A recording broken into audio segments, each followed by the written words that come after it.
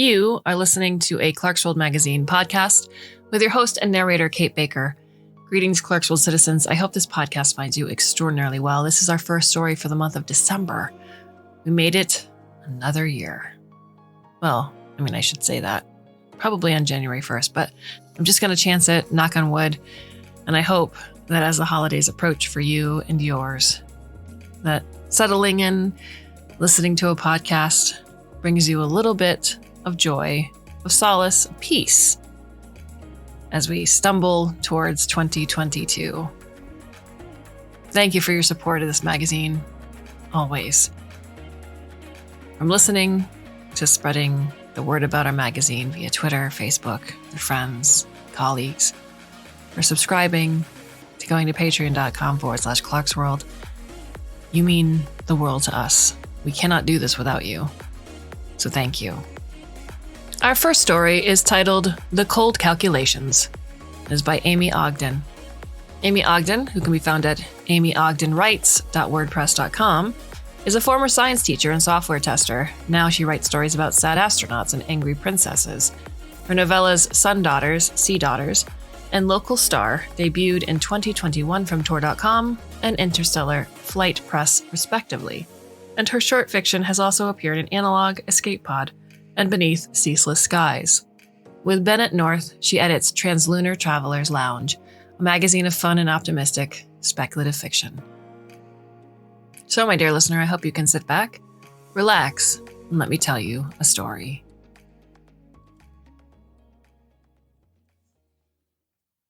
Once upon a time, a little girl had to die. It's just math. Wrong place, wrong time. Bad luck, too bad. So sad. We've all heard such stories, told them, shared them, collected them. Not in the way that we collect trinkets, more like how a sock collects holes. We're submerged in such stories, we breathe them in like carbon dioxide, poisonous in the long term, but a fact of life nonetheless. But stories have authors, from the gauziest fantasy to grim autobiography. And when once upon a time becomes so many, many times, surely someone must think to ask, had to die? On whose authority? It's simple physics, of course. Natural law. Unless, of course, someone's been fudging the numbers. Alvarez is standing beside the airlock as it cycles, pretending not to hear the girl cry. If he acts like he can't see her, can't hear her, then at least he's leaving her some dignity. Right? As if there's any dignity to be had in this godforsaken mess. As if it's dignified to jump out of an airlock in nothing but a jumpsuit and your stockinged feet. As if anyone could have a reason to hold her head up high after she'd been told her dumbass little stowaway life is worth less than the razor-thin fuel margin that will safely decelerate this dropship when it reaches its destination. The math is nauseatingly simple. There's no other ship with a possible intercept course. There's no other dropship that can get the dying colonists at August Minor the nanotherapy antivirals they need. There's no give in the physics of it all, only in the squishy human parts of the equation. There's still something wrong here. Or if not wrong, then at least not right. Alvarez can't put his finger on what yet. The airlock clanks. It's fully dilated on this side now. The kid blows her nose on her sleeve. Shara. Her name is Shara. She deserves the dignity of a name, at least. Thank you, she says. Her voice doesn't break. God, how does her voice not break? For trying. She's walking to her death to save him, a man twice her age, and a bunch of colonists she'll never meet, and she's thanking him? This isn't the big wrongness, the one that's underlined every moment since he pulled her out of the nanotherapy storage capsule, but it's a damned big one anyway. When she lets go of the loop and floats up toward the airlock, he grabs her by the sleeve, too hard, so that she bounces lightly against the inside hull of the dropship. No, he says, and to her too close face. Now fuck this. We'll figure something out. We will. That's when she starts crying for real, not when she thinks she's about to die, but when God sends something down the mountain and there's still a chance it might be a ram. When the tears get too big, they float up from her face and pelt him like rain in reverse. He grabs her and crushes her against him, and she cries like he thinks babies must cry before they get taught that pain is something to hide. It's not right. he says into the top of her head. He never had kids. A dropship pilot's life is not exactly conducive to parenthood. But for a moment, this little dumbass stowaway that she is his kid, is every kid. You should never have to make that choice. Molly Maggia's sisters talk in whispers. In the back room of the little tenement apartment, Molly is sleeping. Molly is dying. Money or health, money or your life, the bastards. What else were we supposed to do? Their mother is at the stove stirring the sauce for supper. Every now and then she puts a hand in her pocket and fingers the pitted black tooth that lies at the bottom, the latest one collected from Molly's mouth. When she closes her eyes, she remembers the first time Molly came home from the watch factory with a gleaming greenish smile. How they'd all exclaimed, how they'd all laughed. My pretty girl, she said, so proud, such a good living, such a good girl, my beauty. She would take this pain away from her daughter and make it her own if she could. She digs harder with her wooden spoon, scraping the bottom of the pot, and doesn't wipe away the sweat that rolls into her eyes. This is her daughter. Even if she wasn't, even if she were someone else's, good God, she's only 24, still a child. The spoon clatters to the floor and Mrs. Maggia leans against the kitchen wall. Who are they, the factory owners and foremen and faceless scientists in their white coats, to put this on her? Some man at a desk, totting up columns in his ledger. Profit on this side, little girls' lives on the other. Who gave him the right?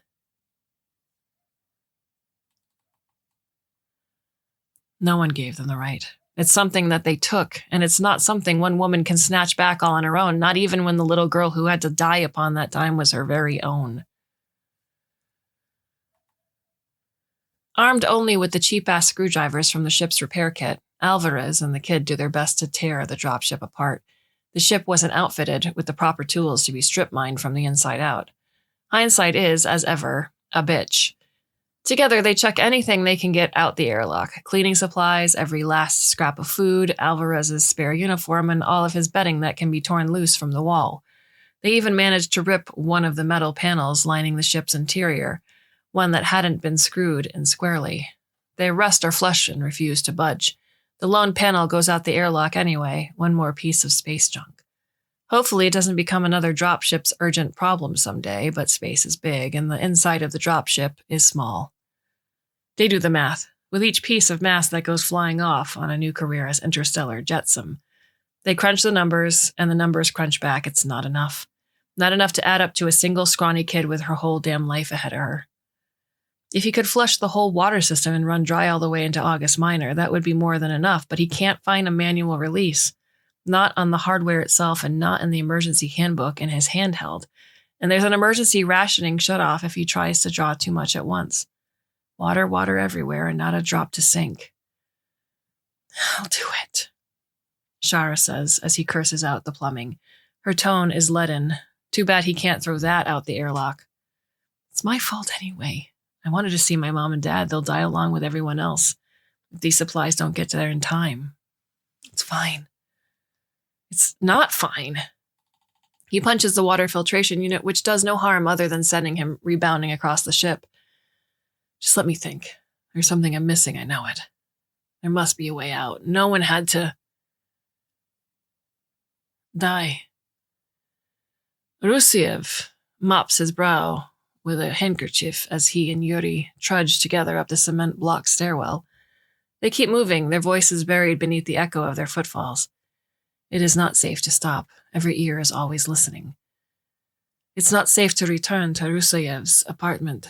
If the party hasn't bugged it yet, that's due only to incompetence, not will. No one had to die. Yuri Gagarin is only 34, and he moves heavily like an old man. Guilt lays extra weight across his shoulders. When a man lays down his life for yours, that's a weight you'll carry the rest of your days.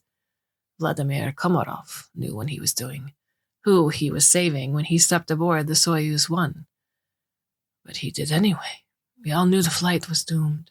They knew it, too. His lips barely moved around the word they. Best not to say aloud who they are. To name a thing gives it power, and Yuri, holds too little power already to surrender more. He keeps folders full of well-creased papers inscribed with pleas for his help. Dear Comrade Gagarin, esteemed hero of the USSR. Can he not pull the strings to secure an officer's commission for this excellent young man? Can he not see that this good daughter of the fatherland be admitted to university despite her father's Jewish heritage? Can he not snap his fingers and make medicine, food, housing rain down upon the comrades who esteem him so? He cannot. He cannot. Could not even when he had friends in the Politburo. And he has only enemies there now. Komarov died to save a hero of the Soviet Union who has never really existed. He fumbles for a cigarette, but his pocket is empty. Rusayev produces a pair, and they smoke in silence, finally still, as the air grays around them. I should have done something else to keep him grounded, Yuri says, the words floating out of him on his smoky breath. Dangerous words, and the smoke does nothing to obscure the truth of them. Rusayev shakes his hand, holding the smoke in. They already had made up their minds. The nebulous they again, an all-hearing hobgoblin invoked if his name is spoken thrice. No evidence could have changed that. There was nothing to be done. He claps Yuri's shoulder firmly, briefly. Yuri has forgotten his jacket, and Rusayev's hand is cold through his shirt. I should go. He should. Yuri stays, sitting alone on the stairs, smoking, until only ash remains. Ash and doubt. Like guilt, doubt is a cruel master to bear for the rest of one's life, but Yuri knows, even then, he has not so much life left ahead of him that he cannot bear it for a little while. His knuckles tap restlessly against the battered aluminum tread on the step. Guilt is often all that's left when what we should be feeling, anger, is an inconvenience to the people with blood on their hands and fingers on the scale. The data refuse to make sense. Fucking rude, if you ask Alvarez. He queries and requeries his interface station, poring over the numbers until his anxiously firing neurons finally strike a connection. The naughty data resolves into one vicious big picture. He knows what he's been missing. Oh God, does he know what it is? His jolt of hysterical laughter brings the kid's head up. What? She demands. She bobs over his shoulder, almost hitting her head on the bulkhead to peer at the interface. As if she can make heads or tails of the techno jumble on the screen. What is it? The launch, he says. Christ, the launch. He highlights one particular figure in red. It's not just the deceleration. There was extra mass on board when we were accelerating too. Her blank, frightened face wakes an obscure anger in him. He swipes one arm hard, wiping away the calculation display. Even if I did push you out of the airlock, fuck, I'm not going to do that. I said even if I did. There's still not enough fuel left for me all on my own. The margin was razor thin, the kind of margin you could cut yourself open on. He rides another wave of hysterical laughter into disassociation, into the euphoria of perfect understanding. We've been fucked since the get-go. She stares up at him. Her eyes are huge and dark in the big gray moon of her stupid 16-year-old face. I killed you. I killed you. I killed you. I killed you. She's beating her own head and chest and shoulders with her fists, and Christ, Alvarez has never done 0G wrestling before, let alone with somebody half his size, whose dumbass head he would just as soon not split on the bulkhead, because if they're both going to die out here, and they are, why the fuck should they have to do it alone? When she's calmer, which is certainly not to say calm, he produces a small plastic pouch from inside his flight suit. Her lip curls at the sight of it. That's extra mass. Sounds like a curse word the way she says it. I know. I was planning to piss it out the airlock pretty soon here. He opens the outside lid and squeezes some of the liquid inside his mouth and offers it to her. She takes a tiny sip and gags, sending tiny spheres of whiskey into orbit around Alvarez. She shoves the flask back at him. He takes it with a shrug. Plastic-flavored liquor is better than none. It's not really enough to take the edge off. It was meant to be a victory toast upon a successful touchdown, not an opportunity for self-medication. But it seems a damn shame to waste it. I hate physics, she says as he takes another pull. He wipes his mouth with the back of his hand. Gone already. The caramel flavor lingers on the back of his tongue. No, you don't. I'm allowed to hate the thing that's killing me. It's not physics that's killing us. He throws the empty pouch at the inside of the airlock door. It bounces off and spins lazily across the inside of the dropship. It's some accountant in Winnipeg who fucked us over to save the company some cash. Whose cold calculation was it? How much did it save? 20, 30,000 bucks? A single externality, one small human life. Cheap as hell, all things considered. Money's all that counts. Who cares what happens to the likes of us? Ha Won shouts into the railroad foreman's face, so that his spittle flecks the man's brown beard. Perhaps he would take a swing at the foreman too, but with what? One of his arms terminates just below the elbow, the other at the narrow point of a wrist. Sweat crowns his forehead, and the sour stench of sickness clings to him, to the stained bandages on the stumps of his arms. There is a list on the foreman's table of employees to be paid for their time. Ha Wan's name is not on it. My family depends on me. The foreman doesn't speak Cantonese, and the fever has curtained off whatever part of Ha Wan the English words occupy. Would it matter if the foreman understood him? What would that change? His countrymen pull him away from the table before the foreman's bully boys can intervene. They try to lead him back to his cot, but he pulls away before they can stuff him back inside the hot, half-dark tent. They do not follow as he stumbles out into the scrubby highlands. Each of them is exhausted, too, spirits hammered flat with every blow of their iron mallets, every blast of dynamite. And how far can he go? They ask themselves alone, on foot. Not far. Dizziness catches him first, then exhaustion, and he crashes knees first into the side of a boxcar laden with lumber for the new line. Bright new lines of pain crawl up through the dull, enveloping ache and the morphine haze. He has scraped his back on the rough metal. 2 drops of blood strike the sandy soil. In the dust-scratched sunlight, they already look faded and brown. Ha Wan is only surprised that he has blood left to lose. Alone. What difference can one human being make? More than you think. Change comes incrementally. This is a symphony, not a solo. Alvarez is supposed to be sleeping. Instead, he and the girl drift in silence separately, less than 16 hours out from August Minor now. He thinks the kid's asleep, her breathing uninterrupted by hitches and starts. A polyp of snot hangs by a thread from her upper lip, and her face looks sunken, dehydrated. Grief is exhausting, but Alvarez isn't tired. There's an artery beating a staccato fringe-core rhythm in his neck and an acid burn at the back of his throat. Periodically, he reminds himself that he absolutely cannot throw up right now. He and the kid have fallen into opposing patterns, her spinning in place roughly clockwise, him counterclockwise. They've only known each other a little while, but there's a strange sense of belonging here, this person inexorably tied to him over the course of hours in a way that feels like DNA. Or more than that, like she sprung fully formed from the bulkhead of his own ship. A fractal spiderweb of veins spreads at her temples, maps to places that have never existed and never will. For another few rotations, Alvarez studies these subtle geometries, seeking the kind of organic understanding that doesn't come from math anyway.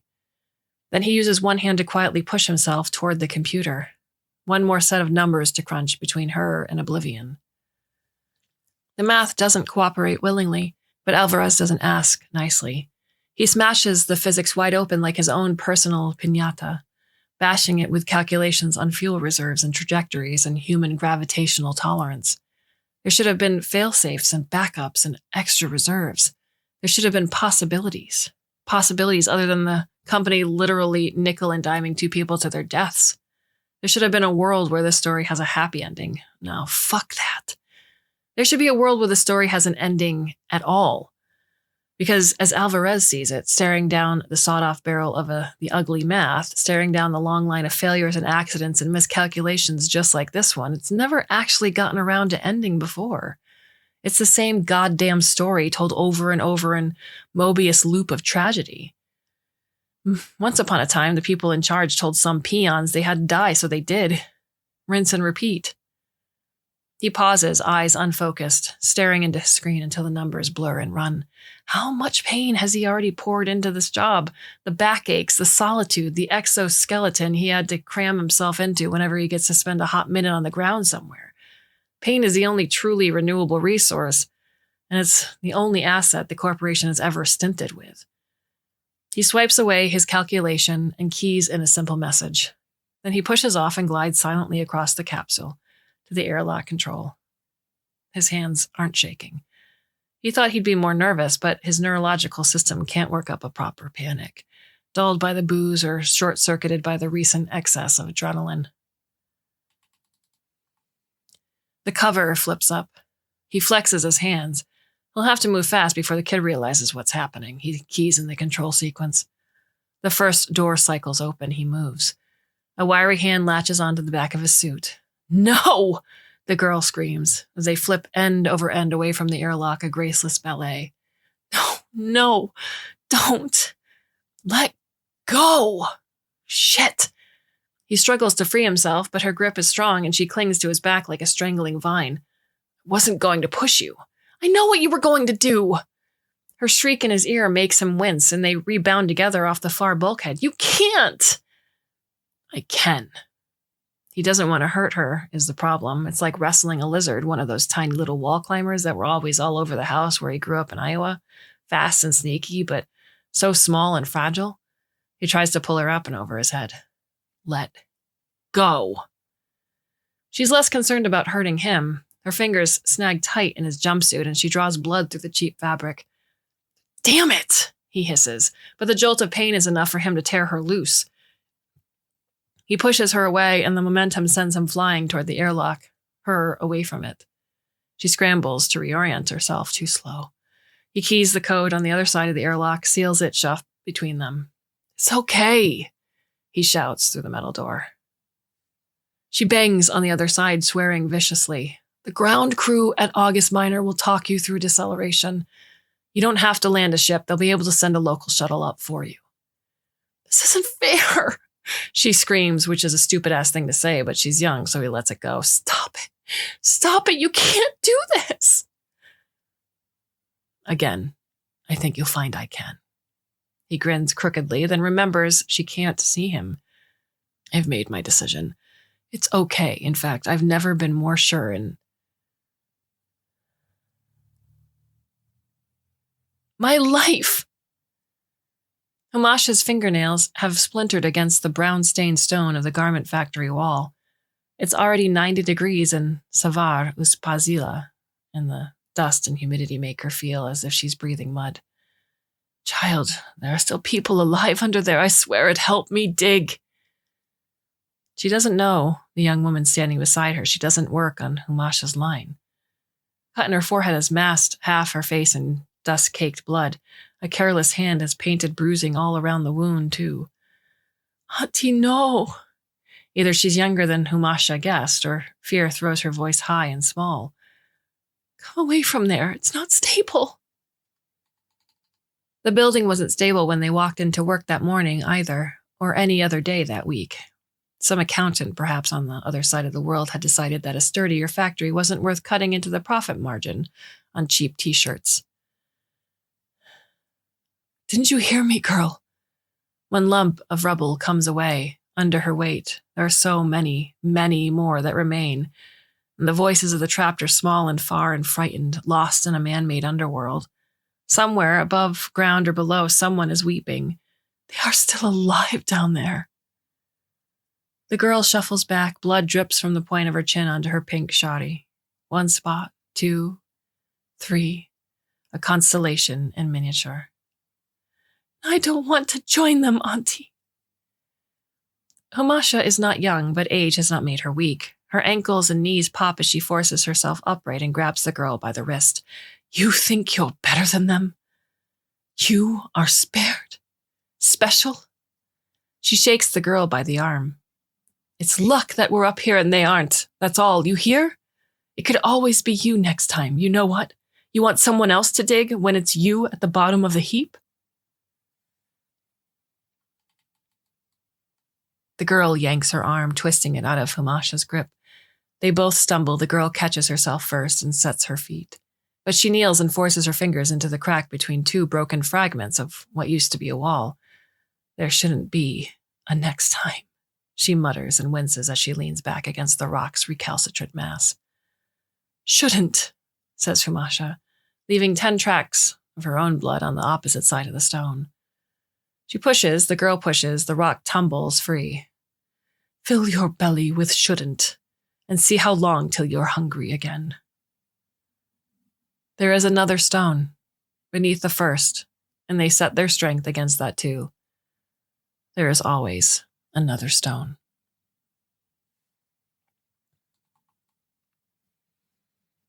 Have you been following along closely? We're coming to the hands-on portion of the exercise. Don't feel guilty. Find your anchor. You're going to need it. The girl pounds on the closed airlock. She smashes the keypad, but she doesn't know the magical password to reveal the secret passage. The astronaut reaches for the internal keypad. It's cold in the airlock, and his fingers shake. He mistypes the code the first time. He puts his hand in his armpits to snatch a last moment's warmth. Perhaps he should have recorded a message for his sister and her family. Too late now, too late. But this is the only thing left for him. This is the right thing, because all the other options that remain are too ugly to choose. The girl hasn't stopped screaming. She's so loud they must be able to hear her on August Minor, he thinks, and his lips fail to fit themselves into a smile. Loud enough to wake the dead. It's not fair, she howls again. Someone do something. But there isn't anyone left who could or would. Is there?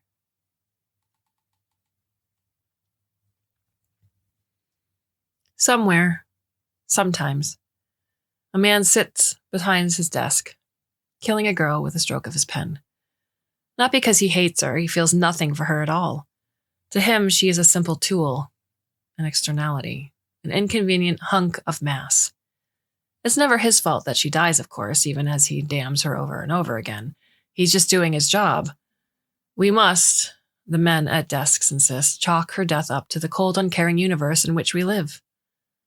Well, that's the point, of course. Pay no attention to the man behind the curtain. Physics are impersonal, the fabric of reality, the canvas onto which we paint our lives. Physics existed before us. Math was created by human beings, and that is why math knows how to be cruel. Other things than cruelty can still be taught, given time, given opportunity.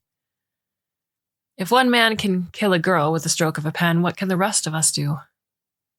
It's easy to decry his callousness, to raise our voices and shout over him, but this girl is not Tinkerbell, and a show of hands and a little noise will not be enough to bring her back. It's not enough. It never was. Just to point at the evil and name it for what it is. Though that is the starting place. Feel your feet on the floor, or the line where your back meets your chair. You're stronger than you think. There are some desks that need to be flipped, and they need you to flip them. Some of them are heavy. But don't worry, you won't be expected to set your shoulder to them alone. Some of those desks will have men behind them, clutching pens in indignation. Some people will be very upset at the very notion of a desk that's the wrong side up. But there's a girl out there whose life is hanging in the balance. She's going to need you to get out in front and push. Yes. You. All of you. So push already.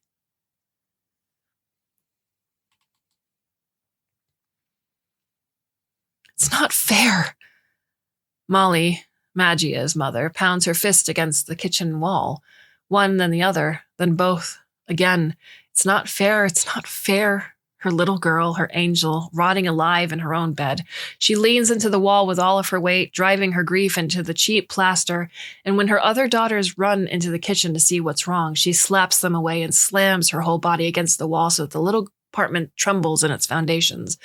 Not one more girl, she sobs, and she shouldn't be crying, not in front of her daughters, grown women themselves, but there is a blackened tooth in her pocket, and it weighs 1,000 pounds, and she pushes her whole being into the door under that terrible weight. Not someone else's baby.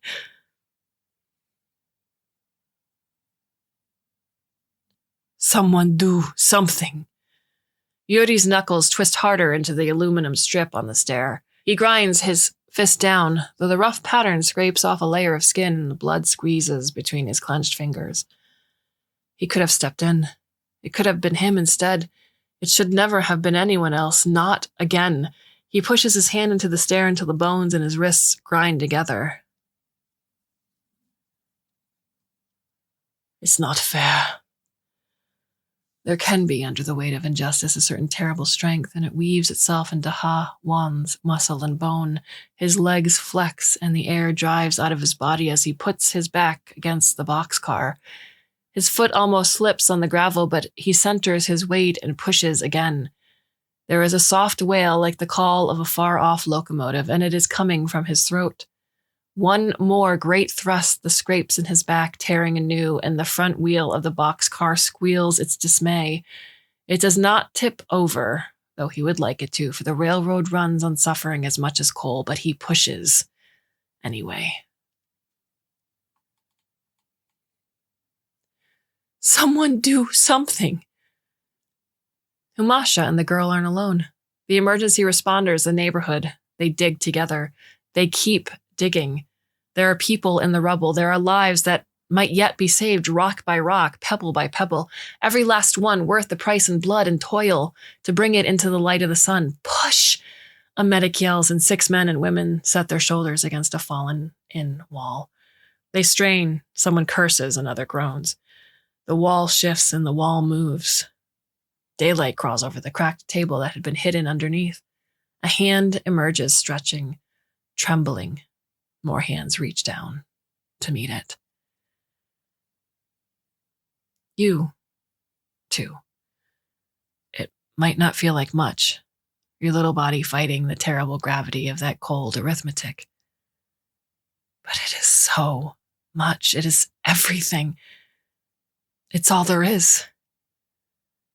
So push. It's not. The entire dropship decelerates as if slapped by the careless hand of God. Alvarez is thrown against the side of the airlock under the unexpected arrival of G-forces. The girl's cry is cut off as she too is flung aside. Shit. What the shit was that? He mashes in the code to open up the internal airlock again, even though it's going to be 100 times harder to get past the kid this time.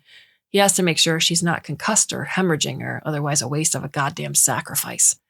She's got a bloody nose, which has made a nightmarish, 3-dimensional abstract painting of the dropship's interior, but seems otherwise mostly unharmed. What was that? She asked, voice thick with blood and confusion. Did we hit something? Couldn't have. We wouldn't be here to have this conversation at all. He nudges her aside to check his screens. Nothing out of the ordinary. All systems green, except if a man at a desk can kill a girl with a little bit of ink, then we can save her in exactly the same way.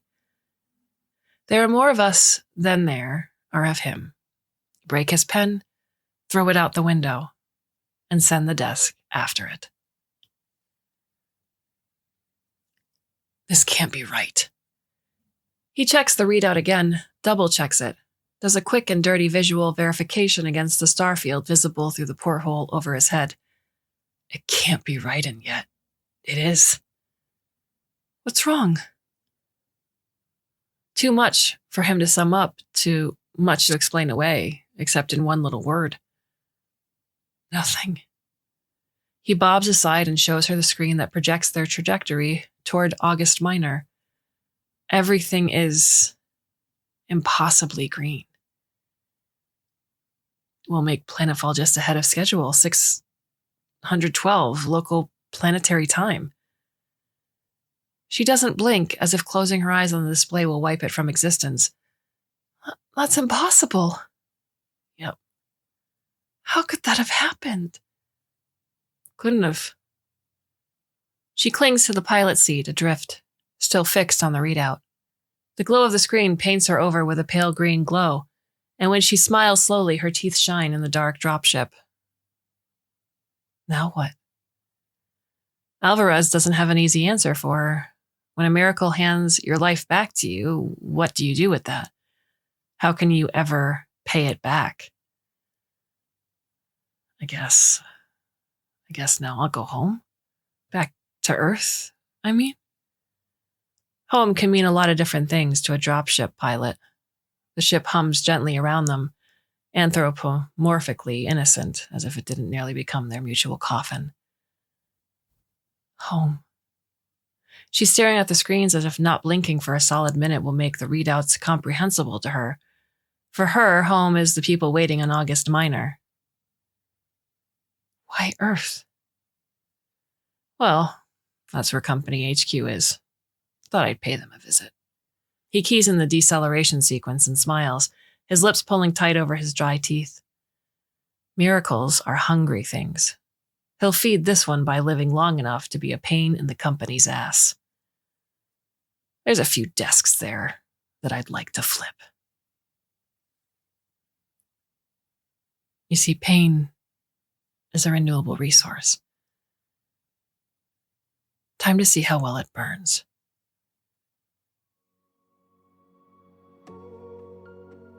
And what are your thoughts on the story?